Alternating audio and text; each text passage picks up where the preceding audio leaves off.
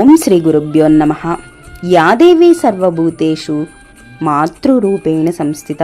నమస్తస్తే నమస్తస్తే నమస్తస్తే నమో నమః.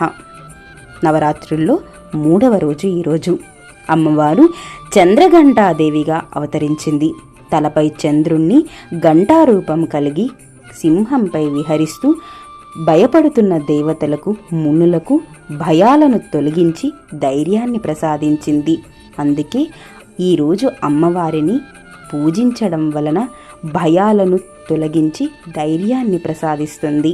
ఇక ఈరోజు అమ్మవారికి సమర్పించాల్సిన పదార్థం బెల్లంతో చేసిన పాయసం. ఇక నెక్స్ట్ వీడియోలో అంటే 4వ రోజు నవరాత్రుల్లో కూష్మాండాదేవి విశేషాలను తెలుసుకుందాం. ఈ వీడియో గనక మీకు నచ్చితే లైక్ చేయండి, షేర్ చేయండి. సునీత యజ్ఞమూర్తి వ్లాగ్ని సబ్స్క్రైబ్ చేసుకోవడం మాత్రం మర్చిపోవద్దు. Thank you.